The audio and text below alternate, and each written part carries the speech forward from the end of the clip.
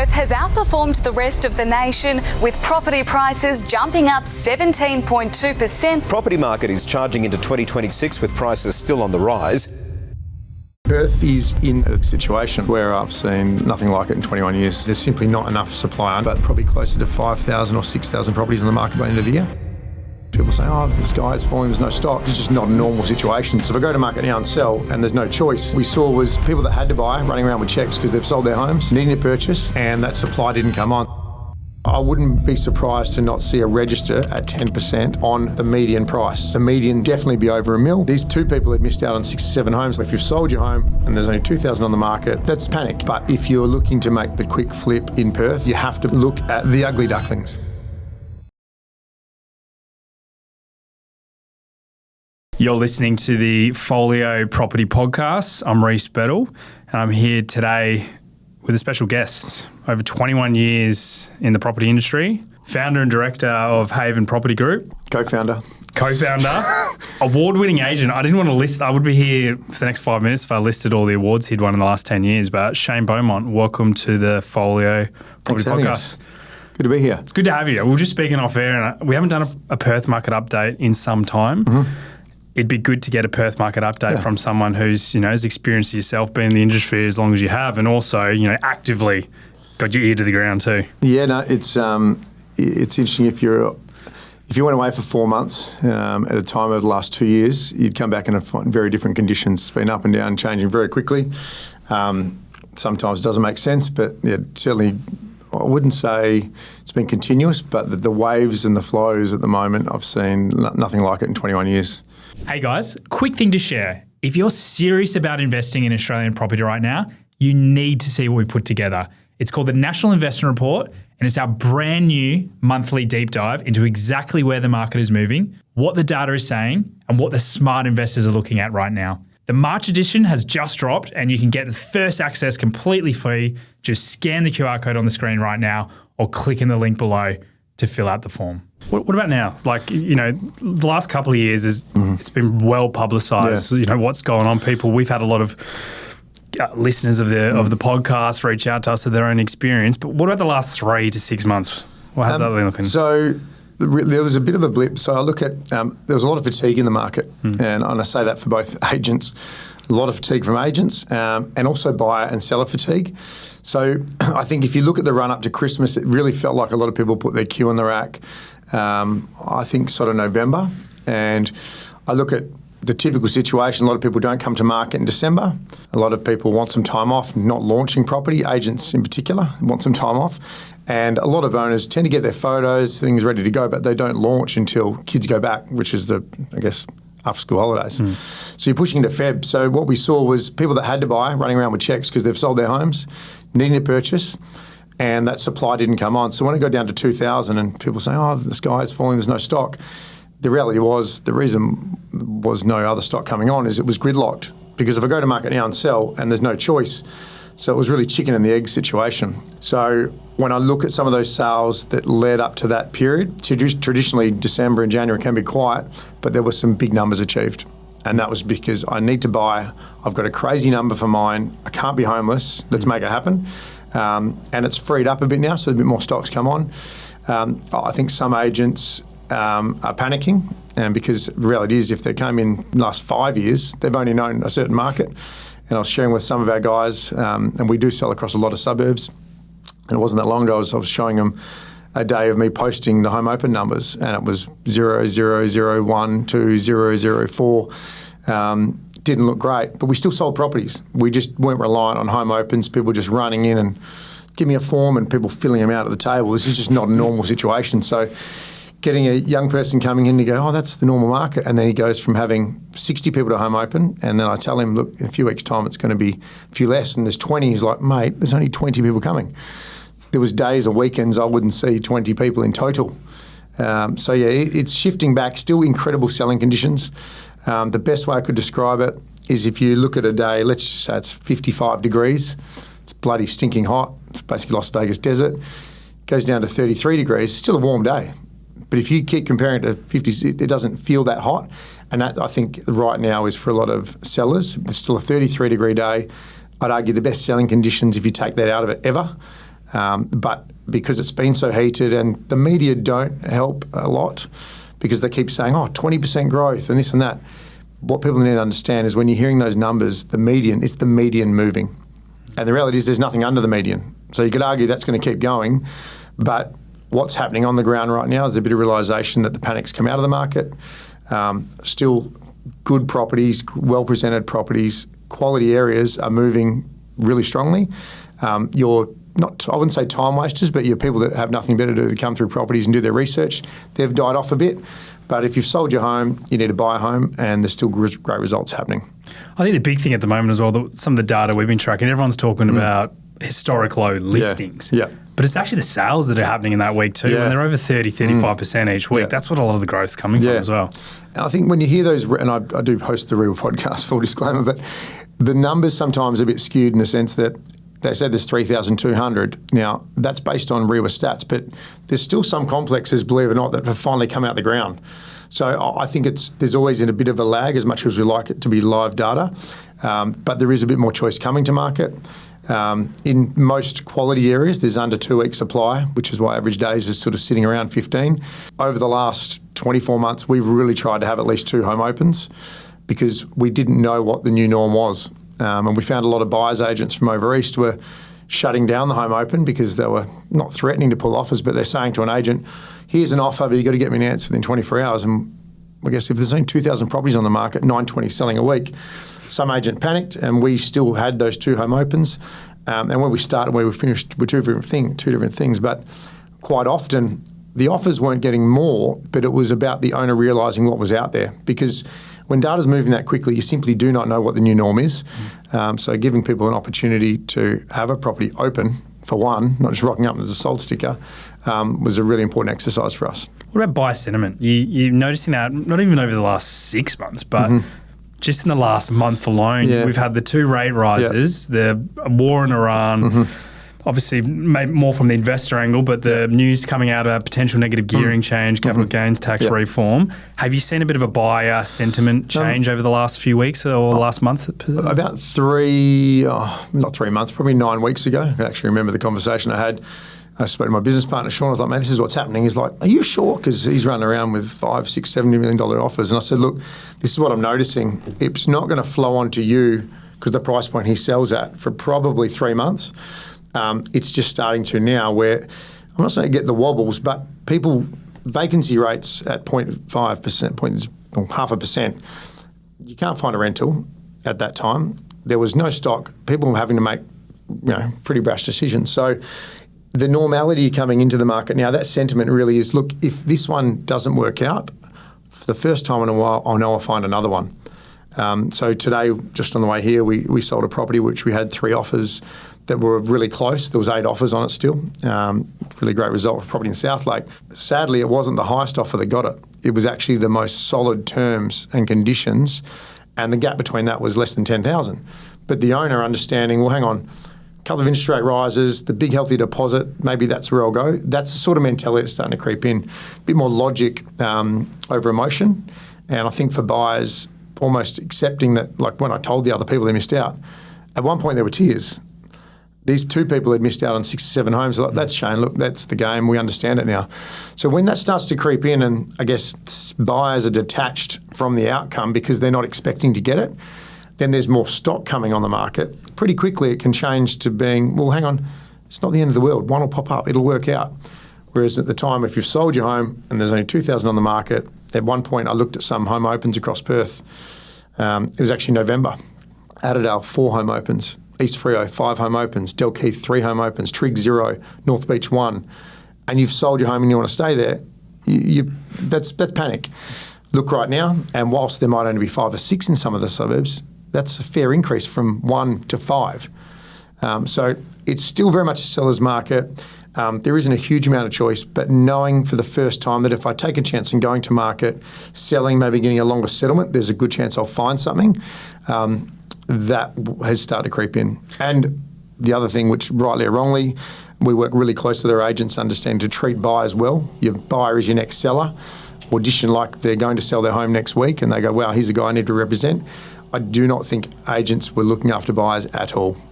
They certainly weren't even following them up. I went through properties, didn't even get a call back.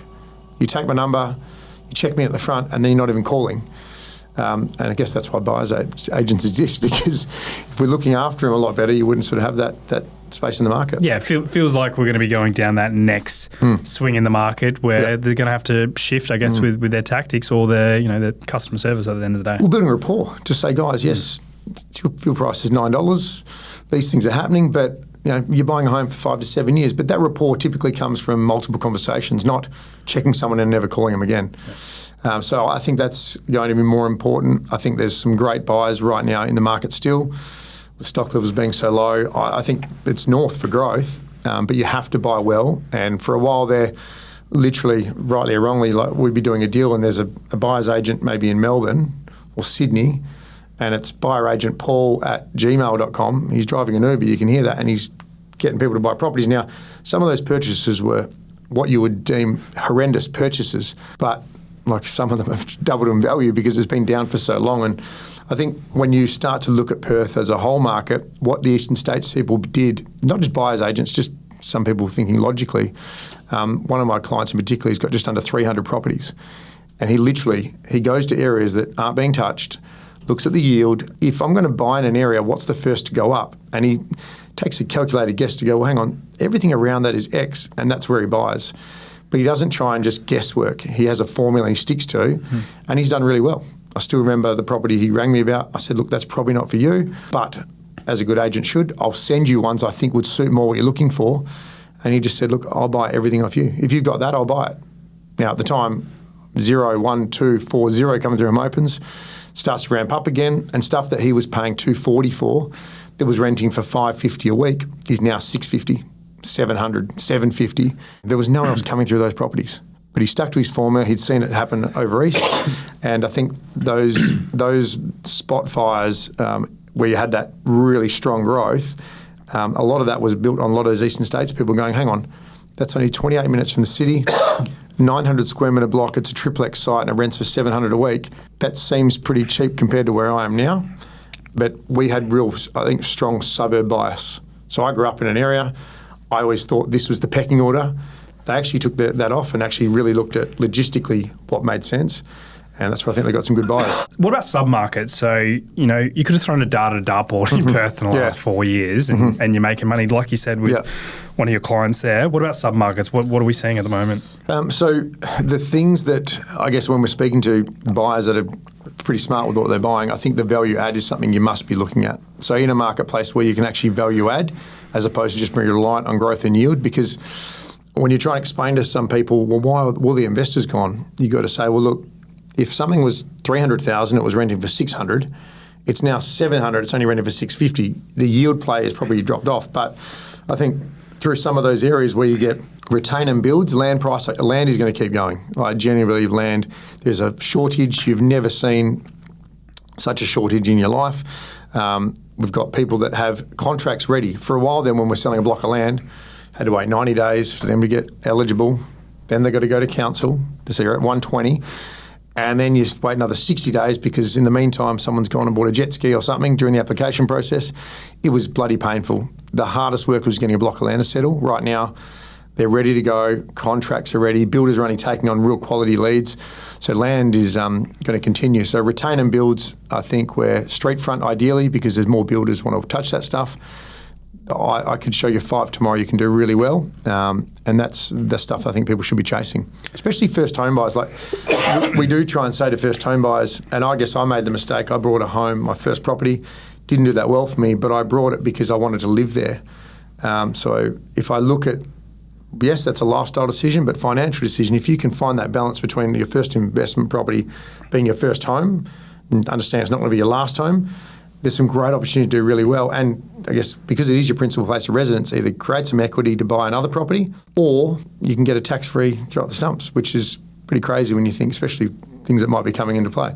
I think we echo that. We were speaking off air in terms of, the amount of acquisitions we're probably doing as a business at the moment. And it's definitely, less than sort of 30% is in Perth at the moment. Yeah. And that stock that we do see the value is exactly what you said. There's something where there is a bit of a value add potential because that first homeowner cap, no LMI increase back in October, just shifted all that unit market or even that entry-level house stock just above 850. So about 2 years ago, we told, it was pretty crazy when you think about it, I rang all my owners of strata and I was like, do not sell. Unless you have to buy, have to sell, do not sell. They're like, why? I said, well, because believe it or not, your 2014 3x2 villa on 200 square metres is now a generous size villa because the new zoning's now 160 square metres, and you paint it and put some downlights in it, get the garden looking good. You're the newest kid on the block. You're actually going to get a great result, and that's exactly what happened. So now, as people come to market, we're saying, look, you've got some equity. If you can make this feel fresh, feel good, doesn't feel like a rental because it was your home from 8 years ago, you rented out, you'll get top dollar because there's simply not construction happening. And 3x2s on 320, 260, 220 square metres, it's scary to say, like that's actually not a small block anymore, which is gnarly. But so there's great opportunities there too. And I think people's attitudes change on that. We would have grown up in Perth, got told, I say this all the time, but a 750 square metre block has to be a house, whereas I've got mates now getting their first property and it's a unit or villa, townhouse, and that is now an acceptable first acquisition. I think the best, the thing I look at numbers, which is scary because I can't stop looking at numbers, but in areas that I've seen do well with that sort of product, and I use Belmont, Kewdale or Belmont, Rivervale, when they did too much development of that R40 and all those apartments went in. The problem was, one, there was too much of the same product. But at that time, for let's say a 3x2 villa, I could still buy a full block. So the numbers we sort of look at that have performed really well is where if I wanted to get it, let's just say Claremont, if I wanted to be on Freshwater Parade, I lived there, it's a great spot. Apartment made sense to me. I had river views for $1 million apartment, river views in one of the best streets in the suburb. That home on that same very street, it's 3, maybe 4 mil. So an apartment play probably makes sense. But when you're seeing the house price and the apartment or the villa, which is typically a compromised property, everyone would love a full block, but it has to have great infrastructure and the value needs to be, I reckon, a third to half at tops what I can get into a house for. And then you can do quite well. But if you're buying a brand new villa at the same price point as what you can get a house, for a longer term play, that's something I think you really need to look at. 100%. What about in terms of like singling out investors? You've been there since the rise, especially the King of Gosnells when that was hit hard by a lot of East Coast activity. So you've been there to watch it from the start of that cycle, seeing a lot of East Coast activity. What does the investor activity look like in Perth in 2026? It'll be smarter money, because I do believe there'll be growth, but reliant on growth. When you look at interest rates being at 2% and obviously yields at 7+, like that guy I spoke about who's bought all those properties, at the time he would not touch anything that was under a 7% yield. Now that's pretty hard to find at the moment. So if you can buy really well and there's a value add, you can do extremely well right now because you're not competing with the masses. At one point we were getting, literally inquiries a day. We were getting on average 130 inquiries a day on property. Jesus. So over the last 18 months, 19 months with Haven, I would typically sell about 180 homes a year. A lot of my focus is on working with the teams. So I don't really take on enough that I could still give those guys time. But what I saw was properties being sold at a number that you couldn't even make up. Like in your wildest dreams at one point you couldn't make up and you're just like, wow. But then that settles and then by the time it's settled, that's the new norm. And it was just moving so quickly. And some investors have done extremely well, but the ones that I think will do even better are the ones that actually know that there hasn't been a drop-off of those investors competing because 70% of inquiry at one point were investors. Logical money has moved back, e.g. we talk about Gosnells. Gosnells shouldn't be more expensive than Huntingdale. It shouldn't be more expensive than Langford, just logistically. And that was sort of the pecking order when you're growing up through those areas. But that's what happened. I still remember looking at Belmont, and I spoke to you off there. Belmont, at one point, through those areas, Kewdale to a degree, was almost on par with Gosnells. Linwood was on par with Gosnells. Because the turnover of sales wasn't big enough, and they ramp up an area like Gosnells, they were saying, don't buy there because it's too close to the airport. But airports are very different to Sydney and Melbourne airports, and the reality is it's actually prime real estate. Look at Lathlane. Look at Carlisle. Those areas for so long have done nothing, but logistically, you look at the median house price there now, it makes a lot of sense because it's not that close. It's pretty close to everything. Through Gosnells, I think, and I may be biased because I grew up there and sell there, but I look around it, and as far as infrastructure, it's got the most schools. It does have, a city centre hub. It's now connected to Southern River. Southern River is a big step up, same postcode. So logistics there and the infrastructure's there, whereas I think probably Thornley's been underdeveloped. It's too detached. There's 2 pockets of Thornley. There's a place you want to be, but as far as a little hub, there's not. Kenwick, there's nothing. Huntingdale, there's certainly not. So a lot of the, investors and the advisors for those investors were like, look at this. If this was anywhere else in the country, you'd be like all over that. And they're probably right. Well, we say this all the time, but Rockingham, when we started buying at the start of the cycle, when that did really well, I think 5% of our clients are from Perth because there was a bias around people from Perth not wanting to invest in Rockingham, whereas all of our East Coast clients saw the value, saw how close is the beach, how close it is, and undervalued to the city as well. So, and I think, that way, we dealt with a lot of people that did buy down there, and exactly that. They took the blinkers off and was like, hang on, I'm 1,900 metres from the beach, and there's a train line, and I'm renting for $650 a week, and I'm paying $420. Like, what am I missing here? And that was purely just the local buyer, like, Rockingham's got its issues, Mandra's got its issues. Things change, areas change. I think it was at Redfern in Sydney. Like, I remember growing up. Now, I grew up in Gosnells, and I still remember my dad saying, geez, that Redfern, and you look at Redfern and Matt, you're like, well, hang on, that's got to change eventually. I believe it has now. But everything does change. Willagee, for example, again, grew up in Gosnells. Willagee was seen as a rough area back in the day. Like 2-story home now, $1.5 million easy. So things do change, but you've got to look at the infrastructure and I think the logistics around it. And yes, people have done well buying some average properties, but that's not going to always work. Yeah. What about affordability? So some of the data we track at Follio is the affordability index, which medium household income consumed by the medium household mortgage. At our peak in 07, 08 in Perth, we're about 49% combined salary. Yep. We're ticked over to 39%, so there's still 10% left in the market. Yep. And to give that kind of context, we've kind of modelled it out on some interest rates to understand what that looks like from a medium house price perspective. Now, just running on historical figures, medium house price on today's rates, and this could go lower when rates go up. Yep. We think it'll tap out about 1.25 million as a medium house price. It could go above. Sydney's proven that in this current cycle where it's gone above its historical ceiling. Depending on what data warehouse you look at now, we're at 950 million as a medium house price.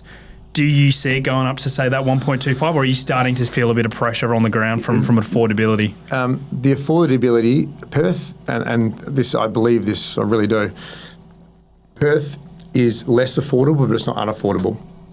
There are pockets around the country that are completely unaffordable.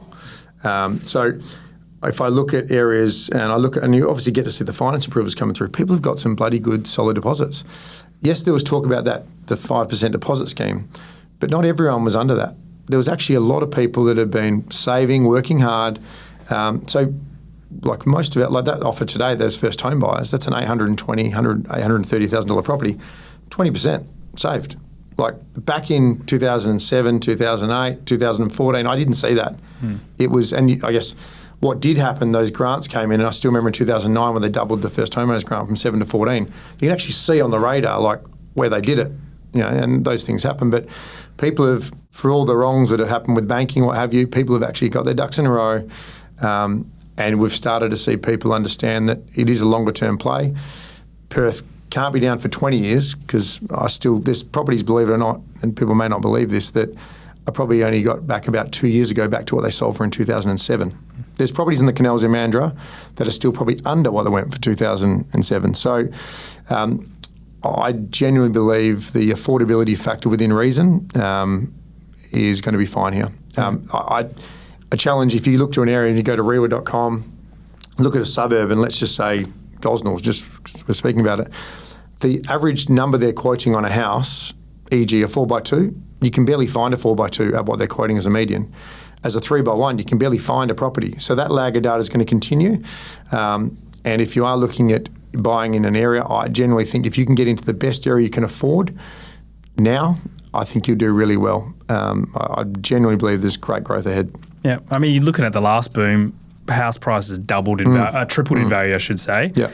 We've only just gone over doubled in value. So even just looking at historical data, correlating that with the affordability, there's still room to go. Yeah, and if you look at those areas that they keep saying, oh, now it's clicked over X $1 million club or what have you, there'll be a heap that'll be going there very soon. Even though the market might have taken a bit of heat out, that new norm is there. And there's nothing, like you go to Linwood, I can't see that slowing down. Parkwood, can't see that slowing down. So they can't create more land through those areas. There's not like there's big infrastructure put in, 70, 80 apartment towers and this sort of thing. So the supply is still going to be pretty restricted. You spoke a lot about asset types and particular locations from an investor lens. What about first home buyers? Where are you probably seeing the most value in the market today for first home buyer? The ugly ducklings, which are basically the 2000 or say realistically 1983 built 3x1 on a full block. Not many first home buyers, young families, young couples are willing to live in a basic original 3x1. But I can tell you right now, if you can get that livable, make it house proud, so you can have a barbecue, have your friends over, and there's some development potential, you're almost paying 50, 60 grand for a house. Like the land price, and again, I just use Gosnells just because it's easy as a reference. If the median land through there now, look at the values, you're over $1,000 a square metre. Mid last year or late last year, it was $937 a square metre. So a 680 square metre block with a 3x1 on it that you can paint, make it be house proud again, as I say, you're paying early sevens, like 5 to 10 years' time. Go look around those suburbs. Look at Southern River. Look at the new subdivisions in Gosnells. Like 300 square metre block is going for 400,000. Land is what you're really trying to achieve there, or getting into an area where the location, i.e., say Claremont, just as an example, that those areas are going to do the heavy lifting for you. But if you're the most expensive home in a suburb, you just got to understand you'll be doing the heavy lifting for them because you've got all this stuff under you. So if you're looking for growth, best area you can afford. If you're looking for land, try to get the best bit of land you can be where it's still appreciated. So, for example, Beckingham is now being chopped up a lot. Thornley, not so much. Cannington's been sitting really low. Like I think it's well under market. It has been for a long time. You look at the stuff around it, Queen's Park. Those things will change, but I think there's still some really good value through there. What about investors? Are you seeing a lot of those East Coasters or even locals from Perth that maybe entered in 2020, 2021? Yep. Are they exiting now or are they still holding? The local buyers not, because the reality is they've still got to get back into the market. So at one point, without going through a history lesson, if you look at late 2004, 2024, I still remember seeing the stock levels go from, say, 2,700 to 5,400. That's the highest and fastest ever increase of stock ever. All the investors pulled out because interest rates, they weren't getting the yield. Then it dipped again. They came back in. So that was something that I noticed really, really quickly, that the investors, almost like a plague of locusts, just went in and then they went out. And that heat of the market was really based on that, the investors. Right now, I would say we're close to about 20%, I would say would be investors. Most of the stuff I sell is, say, around 800,000. It's in that sort of section. They're just tapping out at that level purely because they're not banking on it as enough growth. And a lot of the people that were getting enough return, i.e. $650 a week on a $400,000 property, it created buyers. These are typically a lot of just mum and dads that missed out on Sydney or Melbourne or Brisbane. Were like, I should have done that. My friend did that and they done well. And they've done reasonably well in that regard. Yeah. I think we're noticing that from on the ground. Obviously, we're not doing as many investments ourselves from a pure affordability factor. But even those East Coasters that would naturally attract to us and being a Perth buyers agency, wanting to buy Perth, they're now starting to look at alternative options. But you look at across the board and there's no real strong market that's performing or at the start of its cycle. Melbourne's very much at the start of its cycle, but it's going through some growing pains at the moment, whereas you got Brisbane, Adelaide, Sydney softening, Perth still got to run. It's investors probably struggling to understand where's the best place to put their money at the moment. Yeah, I think you got to understand your timing. If you're looking to make the quick flip in Perth, I don't think it's the market for it now. I think you need to be more strategic and start to think, this is a 3 to 5 year plan. I think you'll do really well. There's not enough supply for the population growth. So it's just a bit more normality coming back into it. But the investors, when I look at that quick increase of stock, now typically in a normal market, I'd have 40 listings to have 25 sales a month, 20 sales a month. When we were taking on those properties, I think I listed 9 in a row that were Eastern States investors taking 300 or 400 off the table, and not one of them had been to Perth. So the local buyer wasn't selling because where are they going to go? But people read, they say, oh, it's had its run, or their buyer agents like, hey, come back to Melbourne, there's some great opportunity, which is happening a lot. And I fully understand that. There's some great value there if you know what you're doing, because I think you can get caught up pretty quickly there. And that was really the only seller, was people just taking money off the table because they could. You know, like the reality is, if that 400,000 you made in, let's say, 24 months, I've got clients that brought in 2009 that haven't had that growth. Like that's pretty crazy. So some people have taken a chance in holding longer term, and I think they'll do well. But those people that had another plan, whether to buy back in or just take some money off the table, I think they've done well too. Shane, as we're recording this, we've had 2 rate rises. We've had the war in Iran start. You mentioned that you actually saw a bit of a sentiment change probably before the rate rises, with potentially at least another 2 rate rises on the horizon in 2026. Where do you see the Perth market going at the end of 2026? I think there'll be registered growth. The median will continue because of that lag, and there's simply not enough supply under 920. It's just, there's not. So depending on what you read, where the median sits. Strong growth still. I think you'll start to see probably closer to 5,000 or 6,000 properties on the market by the end of the year. Still a long way off where it needs to be. I genuinely believe that the negative gearing, if there was to change to negative gearing, capital gains is one thing, but negative gearing, that would turn the market extremely quickly. And I don't think it'd be good for people renting. I don't think it'd be good for anyone. The capital gains thing, the only real people that we're finding concerned or having conversations, and I had 34 calls about the interest rate and the capital gains talk within it being announced. And I genuinely believe, and I might be wrong, I think they will change that. But the younger generation, not scared about the tax. They've been taxed so much all their life. But the baby boomer or the person that's their super is in that property, they're the ones that are like, well, I've had a good run. If that tax comes in, for me to hold another 12 months to be in the same position, they're probably the ones that are selling, just de-risking. So I think you'll start to see a lot of them sell. Because for the first time, and I've been doing it a while, like normally when they speak about those capital gains, someone's like, no, don't be serious, they shut it down. It's not been shut down by anyone for the first time since I've been doing it. So the tax isn't as much as a concern, but if they did go to negative gearing, changing that would be a very different conversation. Yep. We had Ben Kingsley, who's chairman of the PICO Association, on the podcast last week. He had on very good authority that there is definitely going to be a change coming on the CGT exemption. It may be tiered depending on how long you hold the property, which we're very supportive of, because it really penalises those flippers or those coming in to pump up a market and exit. Negative gearing was kind of up in the air, but I think you're right. That could be the biggest lever that could shift the Perth property market as well. Yeah, and look, I don't want to say this, but if the tax side of it, if it's an income and you've sold it, and it's an asset and you've sold it, I get why they have to lift the tax a bit. When you look at what the tax rate is for people earning over 190,000, but the negative gearing, that's a bit different in the sense that you came onto a policy like all these people in the marketplace, they've banked on a certain rule, and then you go and change the rules. I think that's a bit harder. The tax, I think they can work out an adjustment and they can filter it. You couldn't do that with negative gearing. It's either sledgehammer or not. And that's where I think they'll probably struggle there. But yeah, I do believe there'll be changes. But when we're speaking to younger buyers, they're like, mate, I'm not selling. So what's the difference? And you only really pay that tax on when you're selling. That's really the baby boomers, the retarees that are having that conversation, which I think is good. And if that works, if that does bring more property to market, well, maybe that has succeeded.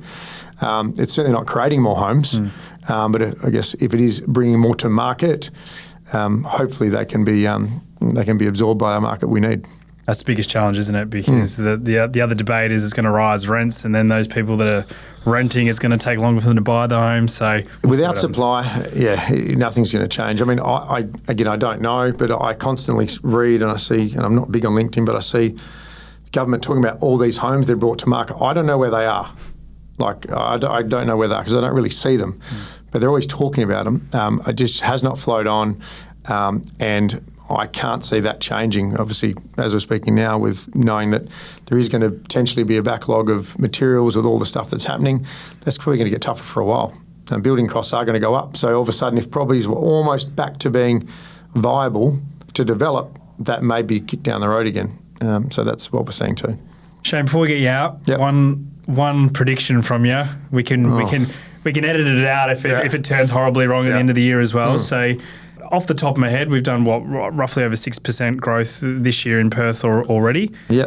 What are we going to be looking at the end of 2026 from a growth perspective? I think, and again, there's two markets, and the north of 2 million, I'd say the 2 to 3.5. I think you might see a bit of a. The reality is 3 interest rate rises. The buyer can borrow to 2.5.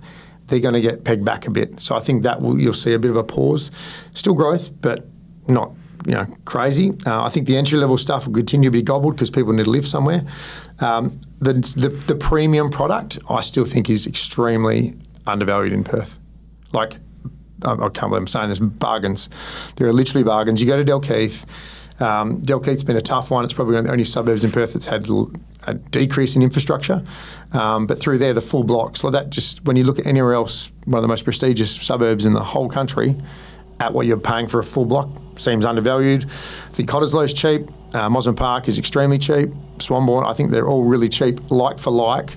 Go to Bondi and with no views and see what you're paying. Go to Double Bay and see what you're paying.